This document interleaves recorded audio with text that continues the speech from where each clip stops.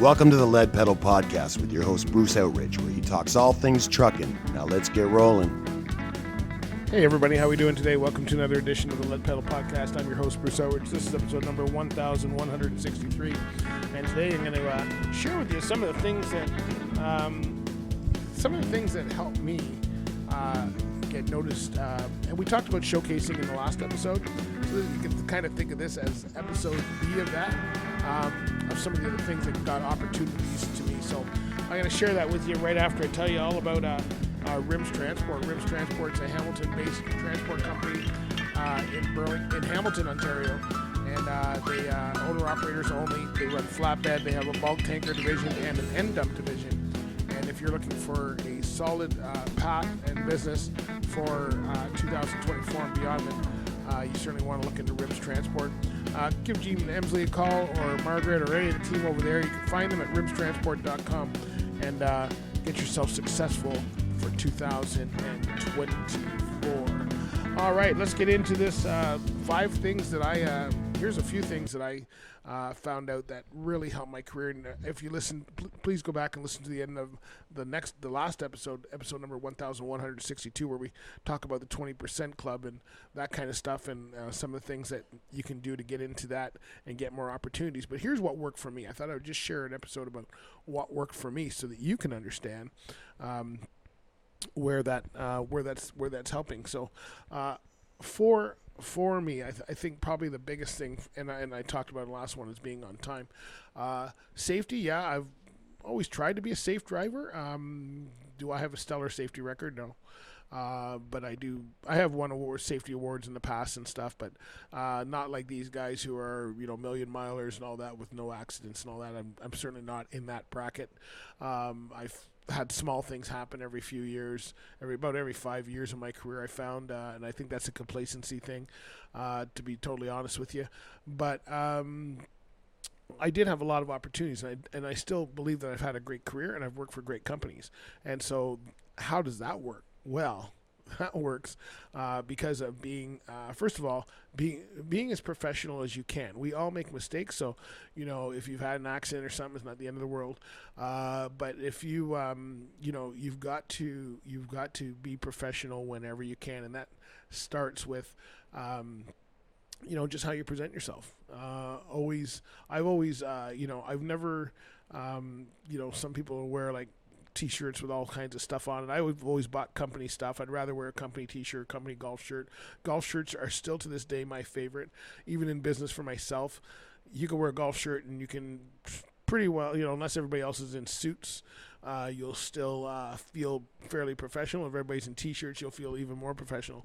So golf shirts are always safe, and that's always been about presenting yourself. And I never wore shorts in the truck, and I understand, when it's 150 degrees in Arizona, maybe shorts are, but professional shorts. Look at some of people like UPS and all that. They wear shorts and a golf shirt or whatever. They look very professional at what they do, and it's that kind of thing that drivers need to think about. There was a time when we all started with ties. That's right. I started the moving industry and we were wearing ties. We had jackets. We had everybody had uniform, and you were allowed to go down to your T-shirt as and it was a company T-shirt, and you're when moving somebody. But as far as arriving and all that, everybody arrived in their uniforms, and I think some companies are there. I think a lot of companies need to get back to that. But you don't see that much anymore, and that would really stand out. But whether it's a uniform or a T-shirt, I think a lot of them have gone to kind of a golf shirt, a more relaxed uniform, if you will, and that's fine. But how you presented yourself, so I always presented myself well to customers, always followed their rules, whatever the plant rules were. That's what I followed, and that goes a long way. And working with people. So I think just presenting yourself and just being kind of a team player, whether you're at a customer or whether you're in your own yard. And I'm not saying I'm perfect 100% of the time, far from that, but, for the most part, that's what got me. So just being a presentable person was probably the number one thing that really got me a lot of opportunities. When I look at the second thing, I'd probably say on time. I was known for being on time. I still am to this day. People laugh at me about how long or how far ahead for a meeting I arrive. I hate traffic, so instead of sitting in it, I go way ahead and then I work wherever I am. And I found that to be a real secret to being on time. In the truck, I can tell you, I don't know how many times I've stolen someone's appointment time because I was there and they weren't. And it's, to me, if you have an appointment time anytime between 7 a.m. and 10 a.m. in any large city, you're there at 6 a.m. And if you're not there, you're probably late. Good luck arriving at 10. Just my opinion anyway. Not to say anybody else has to have that opinion, but I certainly have that opinion. So being on time is the big thing. And if you'll probably realize a lot of these are similar to what we talked about last episode, but not necessarily in the order. The order of the last episode, we had on time either 1 or 2, safety 1 or 2, and I have basically appearance and personality is number 1, and on time is number 2. So there you go. So that's a little different. Hey, before we get too far into this, let me tell you about Rosedale Transport. Rosedale Transport is a great sponsor of our podcast, and they have 15 locations throughout Canada. They have locations in the U.S. They have over 800 employees. They have everything from local work to owner-operator, highway. You can basically move from terminal to terminal if that's what you need to do for life changes as they go along. So that means you don't have to quit, which is one of the benefits of working with Rosedale. They've been around for over 50 years, and I can tell you, first notch, knowing the management team there and talking with a lot of their drivers over the years, they have what it takes to be the best, and they're that way for a reason. So if you're looking for a really good job and you're in Canada, then rosedalegroup.com or rosedalegroup.com is the best place to go. Click on their careers tab and you can find all of the careers information that they have. All right, so I mentioned that for me, personality and appearance were the number one thing that I thought got me a lot of opportunities. Being on time was the second one, and probably the third one has to be the equipment. And for me, it was keeping that truck clean. I am a bona fide chrome junkie. You guys all know that. I talk about it all the time. Love chrome, and that is one thing. I've polished trucks that were not even polishable. I love having an old truck and then trying to get it as good as you can, and that gets noticed. It gets noticed when someone sees you taking that type of pride in your equipment and it's not even yours, and it's gone a long way. I've gotten opportunities right out of the gate of some companies. I've gotten like people saying, hey, would you like to be on this fleet or whatever, or would you like to try this opportunity, because they need someone who's keeping the equipment clean. When you're looking at places like NASCAR and all of those kind of things, they're not just taking you because you can drive. They're taking you because they need you to be part of that fleet and part of that image of that team, and part of that is making sure that the ride is as clean as can be. And so I've got noticed a lot of times for that. I've gotten lots of new trucks for that. I don't think in my late career anyway, I drove anything over a couple years old. Everything was fairly new, even if I didn't want it to be. Sometimes I wanted that older truck and they wouldn't give it to me because they said, no, you cleaned it up nicely and now here's a new one. And so, you know what, if that's the kind of person you are, I'm not saying you have to go out of your way to do that. I've washed a lot of trucks in my career, and I'm happy to do so, because I think that that's been one of the things that have really set me apart from a lot of the other people. I really have this love of trucking and the trucks and the beauty of them, and I really like that. You keep them clean and keep them going. So it's really a great thing for us anyway. So that was probably number 3, was just keeping my equipment clean, doing my best. I mean, when I started, I was in 82, it was 1982. There weren't Schedule 1s, there weren't all that. I've had to learn a lot of things as I go along. But trying to be the best driver I can be in that regard really has helped. And then I think the fourth thing that really helped is being detail oriented. And I don't think of myself as that detail oriented. People say I am. I don't really think I am, but I guess I am. I kind of like the big picture stuff better. But as far as details, I do like them to kind of work together and look good. And I find that the one thing that a lot of that really got me noticed and I found my track. I found my what I like to haul was because of that detail orientation. That was hazmat chemicals. I always talk to many of you a lot about focusing your career and specializing, and don't just be the person running a van trailer, because when those autonomous trucks come in, those are the first jobs to go. Specializing in something like flatbed or tanker work or whatever is going to really make you step up and look ahead of everybody else, and that is one of the things that you really want to focus on. So I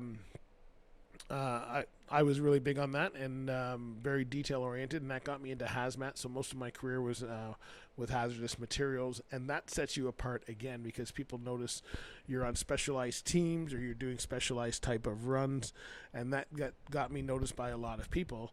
And actually, when the chemical company that we were hauling for wanted to put on their own fleet, they were approaching me as opposed to the other way around, because they were used to the way I worked. They saw me come in and out. They saw the trucks clean. They saw the way that I operated, and that's one of the things that got me. So people do notice, even the people that are not necessarily on your fleet. A lot of times we're hoping the boss notices. It's not the boss that noticing. A lot of times it's other employers. It's other potential opportunities that are seeing the way you're operating and the way you're moving down moving down the track and doing things. And then I think the fifth one, if I had to say is there a fifth one? I did say 5, right? So for me, it was appearance, and then it was being on time, then equipment, and then being detail oriented. And if I had to add a fifth one, just because I said there was going to be 5 points, I would say that the fifth one is basically being a team player, willing to work with others, help other people out. I used to go into a plant, and I try not to do it often, but someone would say, hey, could you move a trailer to get your trailer in there? And you could hem and haw, or you could get it out of the way and be on your way. So I've always kind of worked that way, especially with regular customers that were our prime customers. That's not where you want to start the beefs. So you kind of be a team player there. You be a team player. Sometimes dispatch needs you to do that extra load, and sometimes you need a day off, and it's only the team players that seem to get that. I never worried about the money in trucking. I always made money. Always made pretty good money. I thought for my family I made pretty good money. Yeah, it may not be millions of dollars, but I always made fairly good money. Always worked for really good companies, and always drove good equipment. And to be honest with you, for the most part, if you're a decent driver, they give you quite a bit of freedom. You don't have to actually. You'd be surprised how much freedom there is for the good drivers. Now, the bad drivers will tell you the opposite, that they're being hounded and watched like a crazy person, and it's true. They're being hounded and watched like a crazy person. And that's because they're not on time. That's because they're not taking care of things. That's because something's always going wrong. I've been a dispatcher, and I can tell you it's like executive babysitting. You can have 12 people, 12 drivers, and I can tell you 3 of them are going to get the load there without any problems. Another 3 are going to be okay, but they'll probably be late. And then the other ones don't even know which way they're going, and they're going to call you every 2 minutes because something's happened. So that is pretty well the general makeup I have found for dispatch. So be that top 3 that can get that load there without any problems, and you will be stellar in your career. So there's the 5 things that really got me going. I'm going to say it's been appearance, it's been being on time, it's been my taking care of my equipment, it's been detail oriented, and then being a team worker, team player.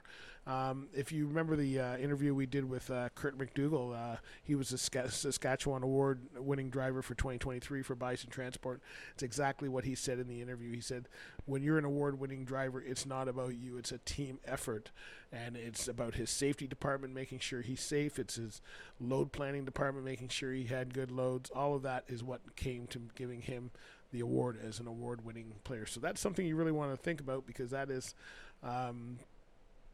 really, what this is really about. Many drivers think they are by themselves in a bubble, but they are really part of a team. You do your part, everybody else does their part, and you have a successful team, and you'll get that load there on time. So 5 things again: being presentable. Second one is being on time. Third one is taking care of your equipment, and the fourth one being detail oriented. And for me, the fifth one was being a team player. You can turn them in any order you want. You can change the order, and of course I didn't even mention safety, but if you go back to episode 1162, the last one right before this, you'll notice that we talked about safety, and that should actually be number one. But I think the other ones, if you do the other ones, it comes to a safe driver anyway, so you want to think about that. Hey, before I let you go, let me tell you about Driver Check. Talk about safety. Workplace safety is king with Driver Check, and they want to make sure that you are being safe in the workplace. So they handle drug and alcohol testing. They have workplace safety if you need procedures, policies, testing equipment, any of those kind of things. That's what they deal with. Go to drivercheck.ca. Don't forget to check out their Fitness for Duty Summit, which is very cool because it's where you get all your questions answered and make sure that you have a safe workplace for sure. Check them out at drivercheck.ca.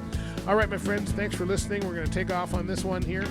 We got lots of stuff coming up for 2024. Stay with us. Make sure you subscribe to the show and follow us so you don't miss an episode. You can get us on your popular podcast platforms. And don't forget to check us out on social. We're on pretty well all the platforms. So you can find Lead Pedal Radio or Lead Pedal Media or Lead Pedal Podcast on any of those. And if you want to check out Lead Pedal Radio and our live shows, go to mixcloud.com/Lead Pedal Radio and you can get it all there. Or go to leadpedalradio.com. It's another great place too. All right, my friends, we'll talk to you later. Be good out there. Bye for now. This has been another episode of the Lead Pedal Podcast. For more information or to subscribe to the podcast, visit theleadpedalpodcast.com and be sure to follow the podcast on Facebook and Twitter.